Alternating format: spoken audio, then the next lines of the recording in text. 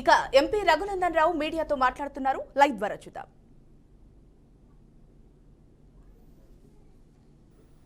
Paid ఆర్టిస్టులకు కూడా తెలుసు.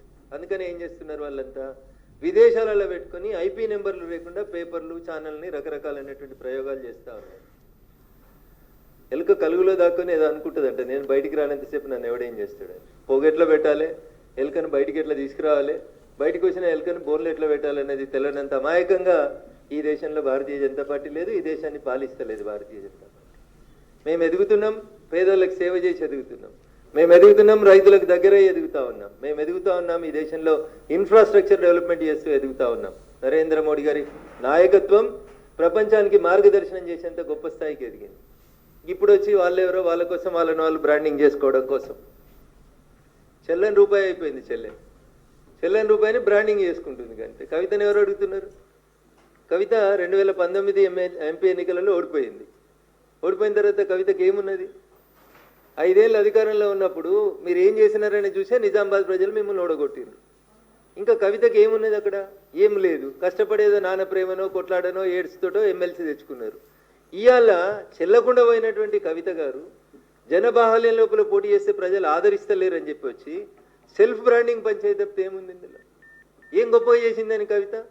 బతుకమ్మ ఆడినా, తెలంగాణ భావ వ్యాప్తి చేసిన చెల్లె నువ్వు ఉట్టే కంటే ముందు నుంచి ఉంది కదా బతుకమ్మ. నిజాం సర్కరోడు మా ఆడబిడ్డల్ని చీరలు ఇప్పించి బతుకమ్మ ఆడిరనే పంచాయతీ తెలంగాణ ఉద్యమ చరిత్రలో ఉంది కదా. చెల్లె బతుకమ్మ ఆడితే బతుకమ్మ, బతుకమ్మ ఆడకపోతే బతుకమ్మ కాదనేది ఎవరు చెప్పారు? So there is no brand for Kavitha, no brand for KTR, nothing is there for TRS. ఏం లేదు టీఆర్ఎస్కి, ఏమి లేదు కాబట్టి ఏదో ఉన్నట్టు చూపించుకోవాలి. చూపించుకోవడం కోసం చెల్లని దుడ్డుని ఏదో చేసిరని చెప్తారు ఊర్లలో. పక్కా తెలంగాణ భాషలు చెప్పాలంటే, కేసీఆర్ గారి భాషలు చెప్పాలంటే అది చెల్లని దుడ్డు, చెల్లని రూపాయి.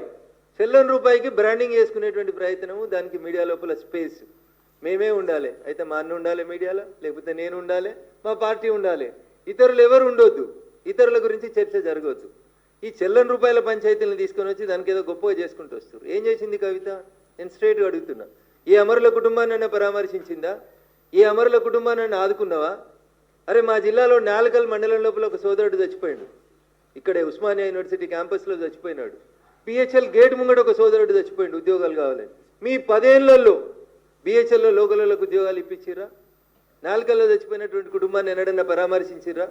10 ఏళ్ళు అధికారంలో ఉంటే మీరు చేసిందేముంది తెలంగాణలో చెప్పురు. మా మిరిదొడ్డిలో ఒక జర్నలిస్ట్ చచ్చిపోయాడు.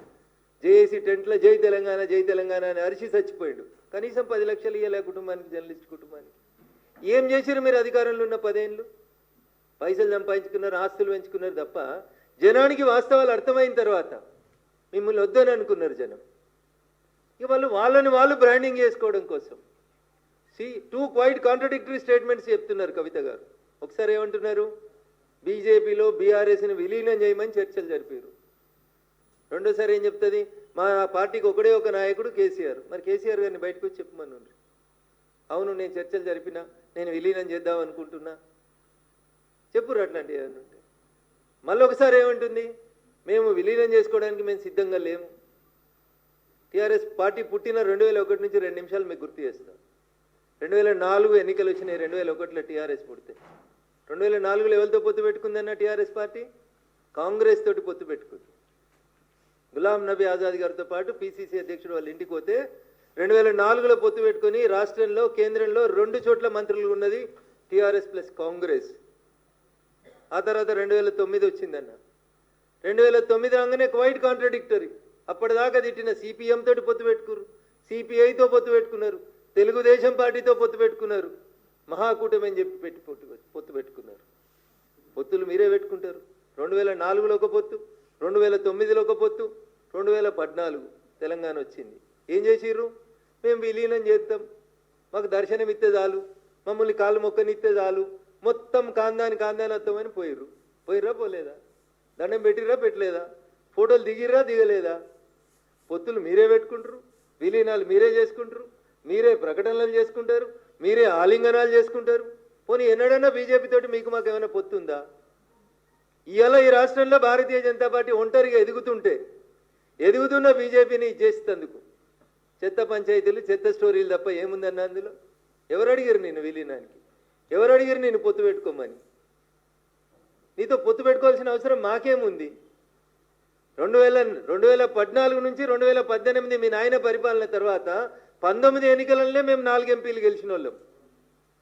2019 ఎన్నికలలోనే 4 ఎంపీలు గెలిచినాం. 24 వచ్చేసరికి 4ను 8 చేసుకున్న వాళ్ళం మేము. సో భారతీయ జనతా పార్టీ సొంతంగా ఈ రాష్ట్రంలో తన కాళ్ళ మీద తాను నిలబడుతున్నప్పుడు మమ్మల్ని ప్రత్యక్ష యుద్ధంలో గెలవడం చాతగానోళ్ళు, అశ్వత్థామ అథో నరో కుంజరో అన్నట్టు సాటుకుంటే అందరు కలిసి ఆలింగనాలు చేసుకొని ఎవరికి పైసలు ఇస్తున్నారు.